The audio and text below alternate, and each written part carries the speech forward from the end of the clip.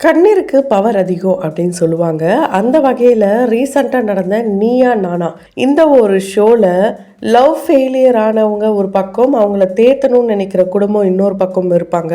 அதில் யாமினி அப்படின்ற பொண்ணுக்கு லவ் ஃபெயிலியர் ஆயிருக்கும். ஸோ அந்த பொண்ணுடைய ஸ்டோரி அதை கேட்டுட்டு அங்கே இருந்தவங்க எல்லாருமே அட்வைஸ் பண்ணதாக இருக்கட்டும், எமோஷ்னல் ஆனதாக இருக்கட்டும், அதை தாண்டி கோபிநாத் அவர்கள் அந்த பொண்ணுக்கு சொன்ன விஷயங்களாக இருக்கட்டும், இதெல்லாமே தான் இப்போ நம்ம பேசிட்டு வரோம்.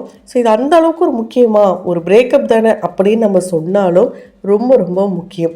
ஏன்னா இப்போ இருக்கிற காலகட்டத்தில் எமோஷ்னல் அந்த ஒரு வேல்யூ பார்த்திங்கன்னா ரொம்ப ரொம்ப அதிகம்.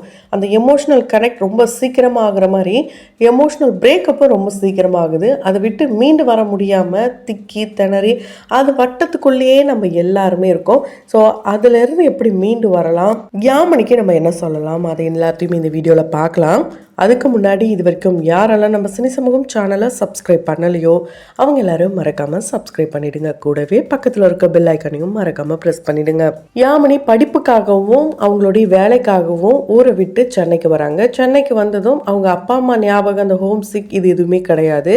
அந்த எல்லாத்தையுமே காம்பன்சேட் பண்ணுற வகையில் ஒரு ஆண் நண்பருடைய ஒரு பழக்க வழக்கமாக அது எல்லாத்தையுமே காம்பன்சேட் பண்ணுற வகையில் ஒரு ஆண் நண்பருடைய பழக்கம் கிடைக்குது.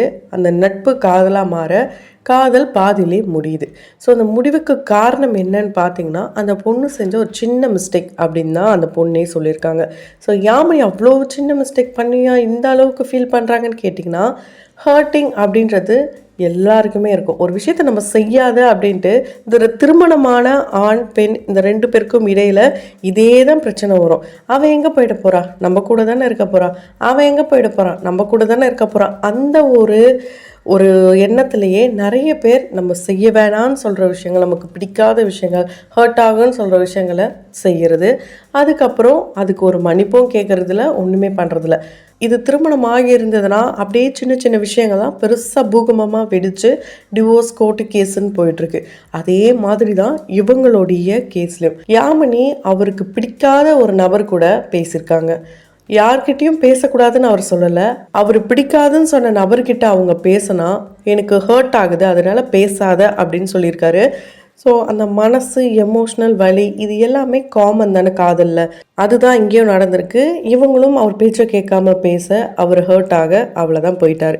இப்போ நம்ம பண்ணது தப்புன்ட்டு யாமினியும் கிட்டத்தட்ட 8 மாத காலமாக அவங்களையே போட்டு ரொம்பவே டாக்ஸிக்காக அவங்களையே ஃபீல் பண்ண வைக்கிற வகையில் தான் அவங்களுடைய மனநிலை இருக்குது. யாமினியோடைய அந்த பேச்சு கேட்கும் போது அவங்க ரொம்பவே மனசளவில் பாதிக்கப்பட்டிருக்காங்கன்னு தெரியுது. அவங்க சொல்லும் போதே எனக்கு அவங்க கூட சேரணும்னு ஆசை இருக்குது, ஒரு டைம் வாய்ப்பு கொடுத்தா எனக்கு ரொம்ப சந்தோஷமாக இருக்கும், ஆனால் வாய்ப்பு கிடைக்குமான்னு எனக்கு தெரியல.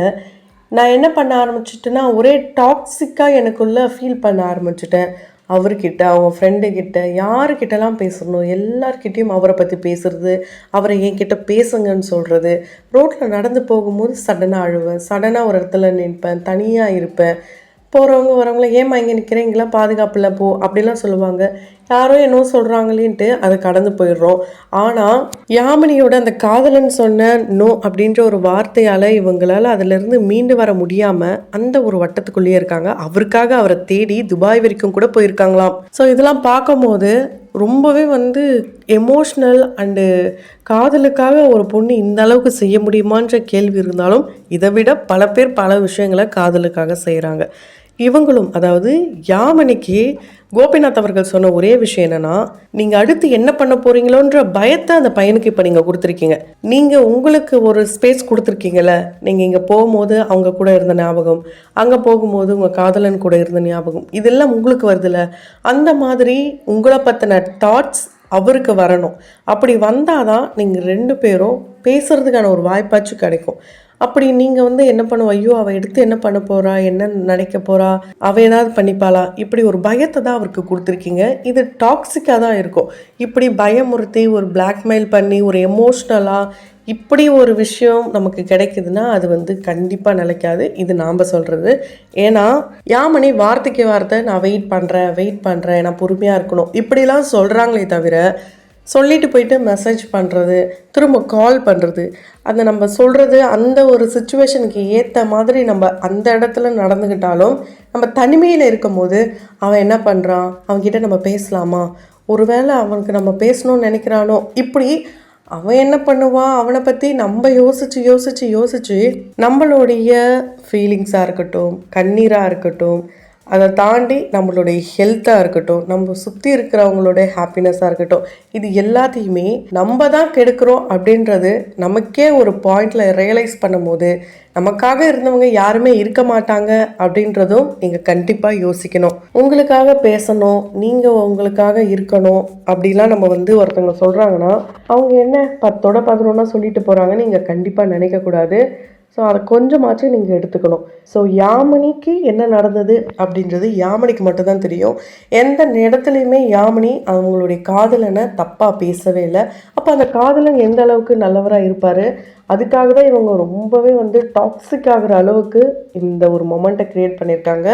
அவரை காட்டிலும் இவங்களுக்கு வேற ஒருத்தர் கிடைப்பாரா அப்படின்னு கேட்டிங்கன்னா கிடைப்பாரு. இன்னும் கொஞ்ச நாள் போனால் கண்டிப்பாக கிடைப்பாரு.